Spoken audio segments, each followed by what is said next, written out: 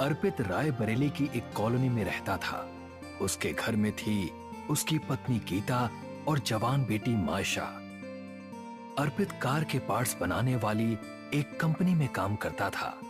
5:30 बजे वो नाश्ता करने बैठता। दरवाजे से न्यूज़पेपर उठा लाओ। मैंने दरवाजा खोलकर देखा था, न्यूज़पेपर अभी नहीं आया है। मैंने सुनील को 50 बार कहा है कि हर हालत में न्यूज़पेपर 5 बजे तक आ जाना चाहिए, लेकिन उसकी समझ में ही नहीं आता। मैं उससे न्यूज़पेपर बंद करा के किसी और से डलवाना शुरू करूंगा। अर्पित शाम 4 बजे तक घर वापस लौट आता था। आज भी वो फ्रेश होने के बाद हमेशा की तरह न्यूज़पेपर में डूब गया। अचानक पीछे से किसी ने उसकी आंखें बंद कर दी। ज्यादा न्यूज़पेपर पढ़ना अच्छा नहीं होता। बोलो, मैं कौन हूँ?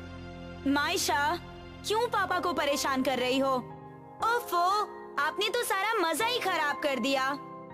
मैं तो डर ही गया था। इतनी भयानक आवाज तुमने कैसे निकाली?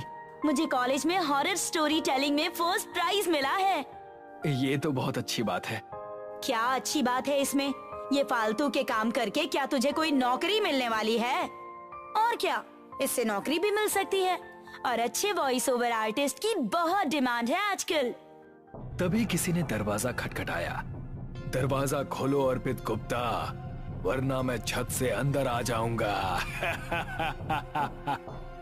अब क्या कोई असलियत में भूत आ गया? गीता ने दरवाजा खोला। पड़ोसी नारायण जी थे। नारायण भाई साहब, आप कब से भूतों की आवाज निकालने लगे? मैं तो बचपन से ऐसी आवाजें निकाल रहा हूँ। रोहन ने मुझे बताया कि मायशा बिटिया को हॉरर स्टोरी कंपटीशन में प्राइज मिला है, तो मैं बधाई देने चला आया। Thank you uncle. अर्पित, तुमने आज के न्यूज़पेपर में पढ़ा या नहीं? कोटा में अभी 25वें छात्र ने आत्महत्या की है। अच्छा हुआ मैंने अपने छोटे बेटे को कोटा नहीं भेजा। अब वो अपनी मनपसंद फिल्म मेकिंग का कोर्स कर रहा है। मैं तो अभी न्यूज़पेपर लेकर बैठा हूँ। मेरा न्यूज़पेपर वाला बहुत लेट आता है। उस नालायक को मैंने बहुत बार समझाया, पर उसकी समझ में नहीं आता। शाम को न्यूज़पेपर पढ़ने में मजा ही नहीं आता। तो भी घुसे तो उसी में रहते हैं आप। तुम मेरे न्यूज़पेपर वाले से बात करो। वो लड़का सुबह 3:30 बजे ही न्यूज़पेपर डालकर चला जाता है। क्या? सुबह 3:30 बजे? हाँ, और पैसे लेने के मामले में भी बहुत विनम्र है। उसे तुम जितना चाहो उतना पेमेंट दे दो। कोई बहस नहीं करता। कोई नया लड़का है, गांव से आया हुआ लगता है।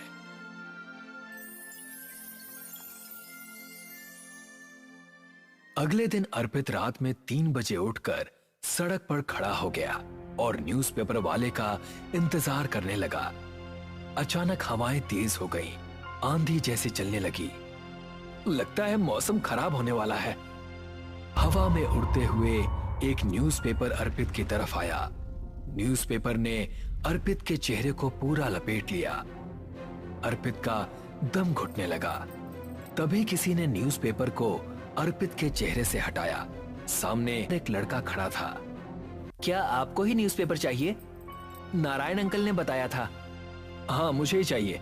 ये लो, एडवांस में 500 रुपए। इसकी जरूरत नहीं है, आप महीना होने पर पैसे दे देना। तुम इतनी जल्दी न्यूज़पेपर डाल रहे हो, इसीलिए इन पैसों को रख लो। अगले दिन से रोजाना 3:30 बजे न्यूज़पेपर अर्पित के दरवाजे पर आ जाता। अर्पित बहुत खुश था। अब वो न्यूज़पेपर पढ़ने के बाद ऑफिस जाता। लेकिन मामला तब कुछ अजीब सा हो गया जब न्यूज़पेपर धीरे धीरे रात में और पहले आने लगा। पहले 3 बजे, फिर 2 बजे और फिर रात के 1 बजे न्यूज़पेपर दरवाजे पर जोर की आवाज से गिरता। रात के 1 बज रहे हैं। इतनी रात को ये लड़का न्यूज़पेपर कैसे डाल जाता है? क्या ये रात में सोता नहीं होगा? ये इतनी जोर से दरवाजे पर न्यूज़पेपर मारता है कि मेरी तो नींद ही टूट जाती है। आप इससे कहिए ना कि 4 बजे के बाद न्यूज़पेपर डाला करे। अगले दिन जब 1 बजे न्यूज़पेपर की आवाज आई तो अर्पित तुरंत दरवाजा खोलकर बाहर गया। लेकिन बाहर गली में कोई नहीं था। अर्पित ने उसके अगले दिन भी यही किया, लेकिन फिर भी वो लड़का नहीं दिखा। ये लड़का इतनी जल्दी गायब कैसे हो जाता है, कुछ समझ में नहीं आ रहा। आपने उसका मोबाइल नंबर नहीं लिया? नहीं, नंबर लेना तो मैं भूल गया। अरे इस लड़के ने नींद खराब कर रखी है। कल से मैं रात को दरवाजे के बाहर ही बैठूंगी। आप सो जाना, क्योंकि आपको तो ऑफिस जाने के लिए सुबह जल्दी उठना होगा, हैं?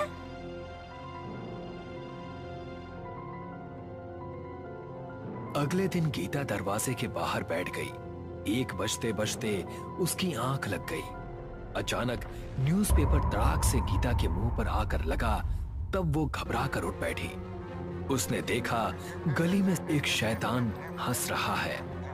गीता तुरंत भागकर अर्पित को जगाने गई। उठिए, 1 मिनट बाहर चलिए। अर्पित और गीता जब बाहर पहुंचे तो बाहर कोई नहीं था। वो शैतान यही था। कोई शैतान नहीं होगा, मुझे लगता है वो लड़का शरारती है। उसने मुखौटा पहनकर तुम्हें डरा दिया होगा। नहीं, वो मुखौटा नहीं था। आप नारायण जी से बात कीजिए। अर्पित ने नारायण को फोन किया, लेकिन नारायण उस समय शहर से बाहर था। नारायण जी तो बाहर है, 15 दिन बाद घर लौटेंगे। रविवार को मेरी छुट्टी है, शनिवार की रात मैं घर के बाहर बैठूंगा। देखता हूँ वो लड़का कैसे नहीं मिलता है। 2 बज गए हैं, अब तो सोने का भी मन नहीं हो रहा।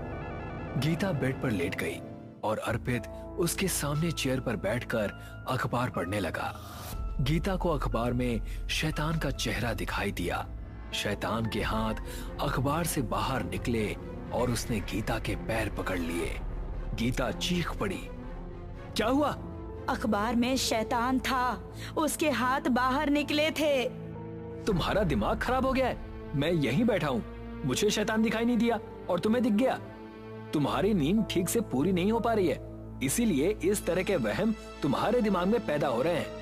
तुम उस अखबार वाले को दिमाग से निकाल दो, मैं उसे देख लूंगा। अगले दिन शाम को अर्पित ने एक सीसीटीवी कैमरा अपने दरवाजे पर लगवा दिया। कैमरे का फोकस गली में था, जहां से न्यूज़पेपर वाले न्यूज़पेपर फेंकते थे।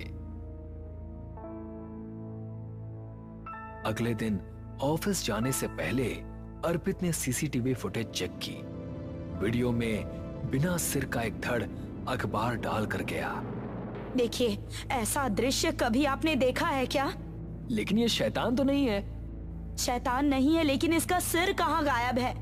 आप अकेले बाहर उस लड़के से बात करने मत जाइएगा, नारायण जी को आने दीजिए। उधर अर्पित की बेटी मायशा अपने रूम में हॉरर स्टोरी टेलिंग की रिहर्सल कर रही थी।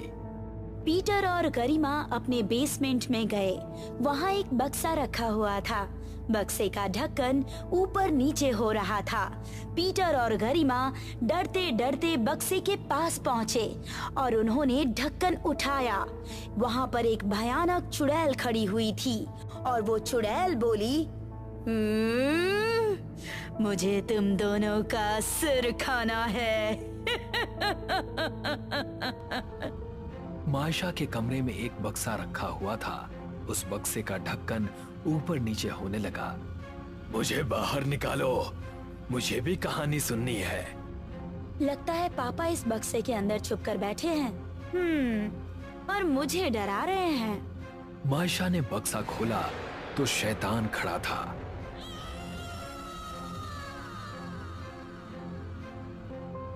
मायशा ने बक्से का ढक्कन गिरा दिया और बाहर भागी। पापा, मेरे कमरे में भूत है, जल्दी चलिए। अर्पित मायशा के साथ कमरे में गया। बक्से में अखबारों का ढेर था। क्या ये अखबार तुमने इकट्ठे किए हैं? हाँ, दरअसल मैं अपनी कहानियाँ अखबार से निकलने वाली घटनाओं से ही बनाती हूँ। इन अखबारों को यहाँ से हटा दो। अखबार वाला लड़का कुछ गड़बड़ कर रहा है।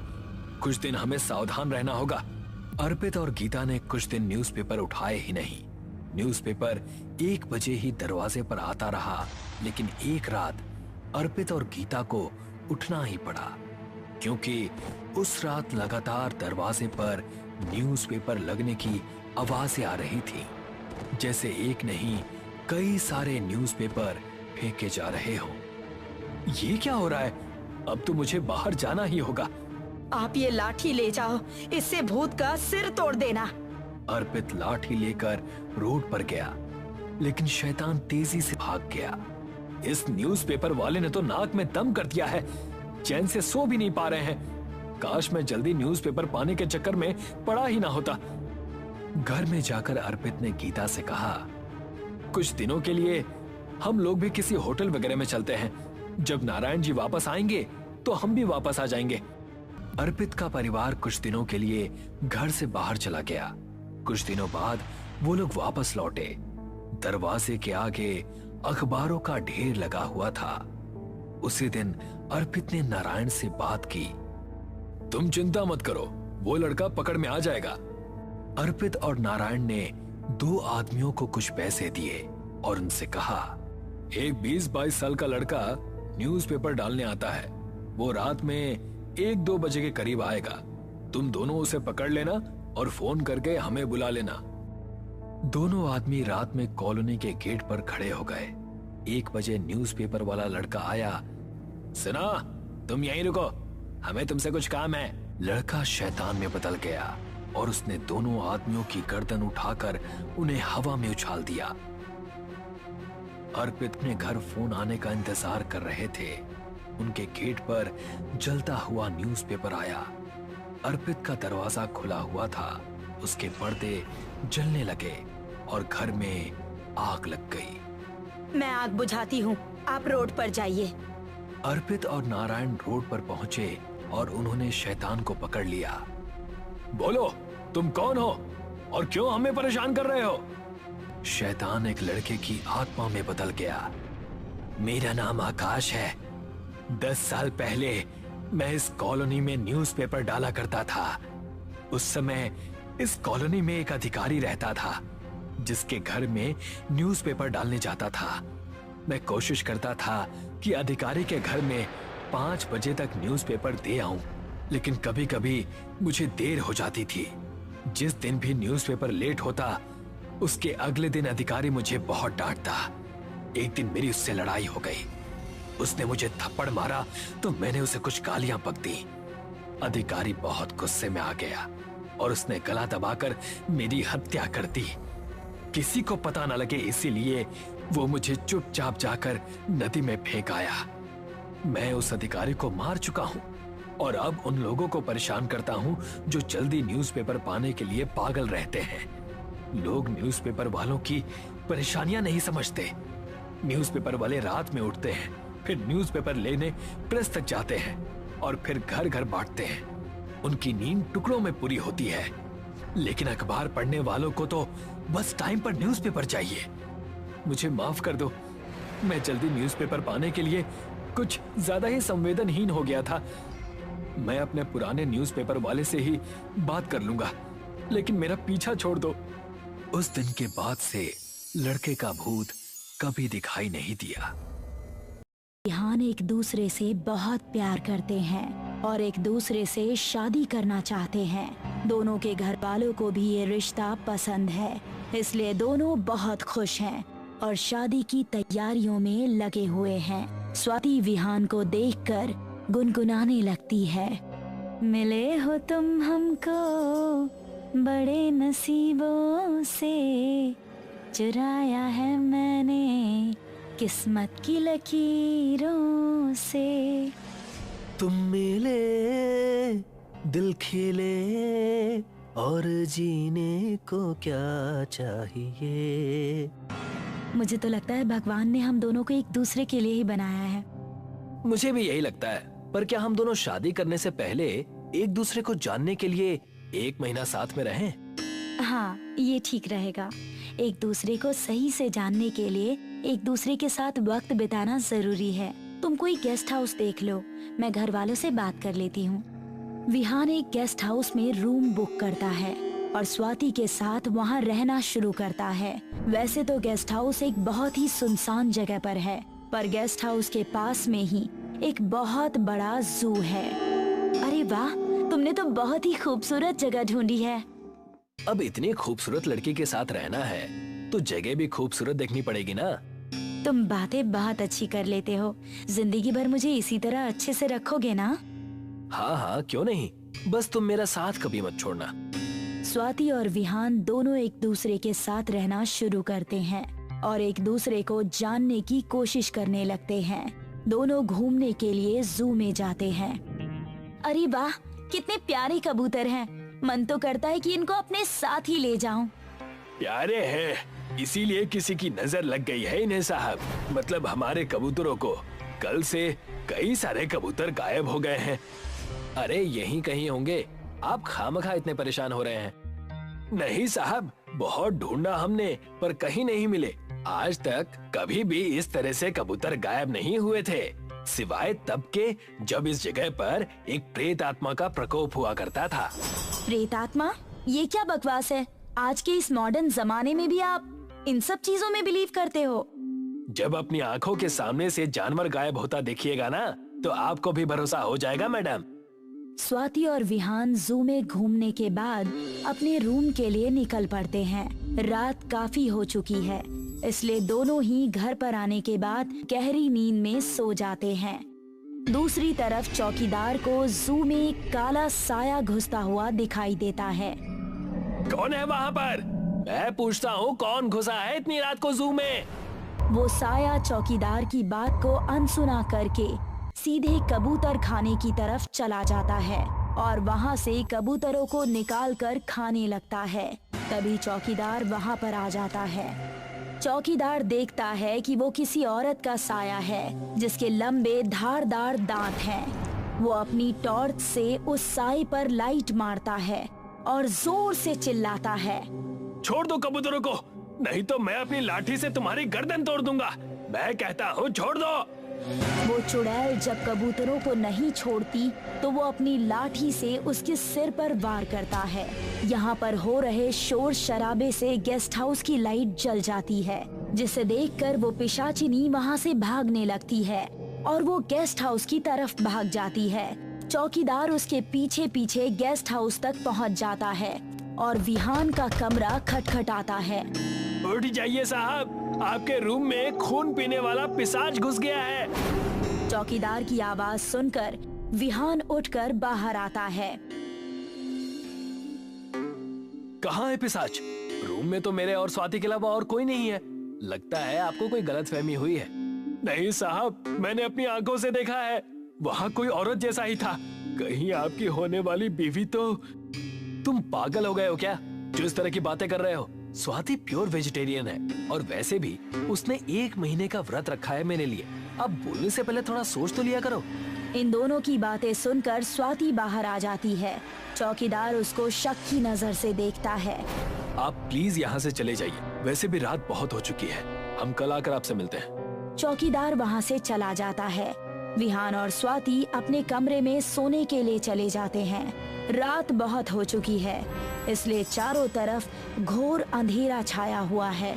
चौकीदार जैसे ही जू के पास पहुंचता है, वो काली परछाई भी उसके पीछे पीछे जू में चली जाती है और उसको दबोच लेती है।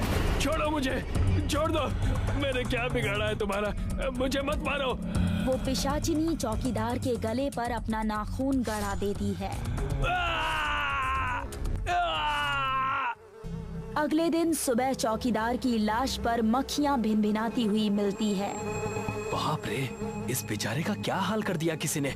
लगता है इसकी बात में कुछ तो सच्चाई थी, तभी किसी ने इसको इतनी बेरहमी से मारा है ताकि उसका सच सामने ना आए। छोड़ो, रहने दो, हमें इस मैटर में नहीं पड़ना चाहिए। वैसे भी मुझे बहुत सारे काम हैं। चलो घर चलते हैं। स्वाति चौकीदार की लाश को बहुत ही मिस्टीरियस नजरों से देखती है। चलो यहाँ से चलते हैं, वैसे भी पुलिस आने वाली होगी। बेमतलब हमें इस मैटर में इन्वॉल्व होना पड़ेगा।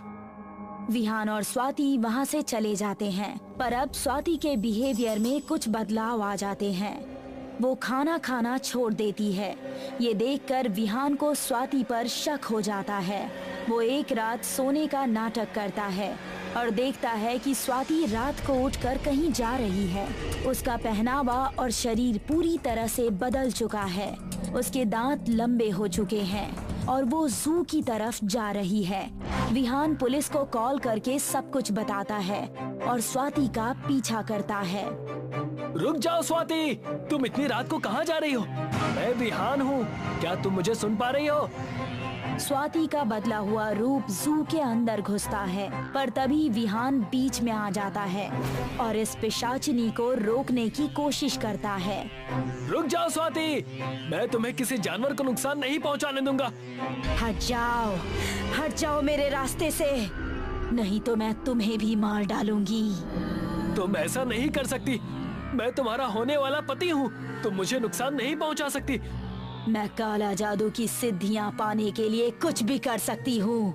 हट जाओ मेरे सामने से, नहीं तो मैं तुम्हारी भी बलि दे दूंगी। मुझे किसी भी हालत में 100 बलि पूरी करनी है। 60 जानवरों को तो मैं मार चुकी हूँ। जब विहान उस पिशाचिनी के सामने से नहीं हटता तो वो विहान पर हमला कर देती है, पर इससे पहले कि वो विहान को कुछ नुकसान पहुंचाती, पुलिस वहां पर आ जाती है और उस पर गोली चलाती है। गोली लगने से वो पिशाचिनी अपने नॉर्मल रूप में आ जाती है और स्वाति बन जाती है। स्वाति, तुम ठीक तो हो ना? तुमने इतने जानवरों को मारा, मुझे तो यकीन ही नहीं हो रहा। तुम तो वेजिटेरियन हो ना? तुम तो वेजिटेरियन होने का नाटक करती थी, तुम ऐसा भी करोगी मैं सोच भी नहीं सकता था। उस बेचारे चौकीदार को भी तुमने मार डाला। मैं ये सब हम दोनों के लिए कर रही थी। अगर मुझे काले जादू की सारी सिद्धियां प्राप्त हो जाएंगी तो हम दोनों मिलकर इस दुनिया पर राज करेंगे। लगता है कि ये लड़की कोई साइको टाइप की है, इसको पागल खाने में भर्ती करवाना पड़ेगा। मैं पागल नहीं हूँ विहान, प्लीज मुझे मेंटल हॉस्पिटल मत भेजो। मैं ये सब हम दोनों के लिए ही तो कर रही थी। और लेडी इंस्पेक्टर स्वाति को गिरफ्तार कर लेती है और पुलिस अपनी गाड़ी में स्वाति को मेंटल हॉस्पिटल के लिए ले जाती है। स्वाति को कौन सी बीमारी है? वो जानवरों का खून क्यों पीती है? रात होने पर उसका रूप क्यों बदल जाता है? क्या वो काला जादू जानती है? इन सभी सवालों के जवाब जानने के लिए जुड़े रहिए इस कहानी के अगले पार्ट में हमारे साथ। Fire!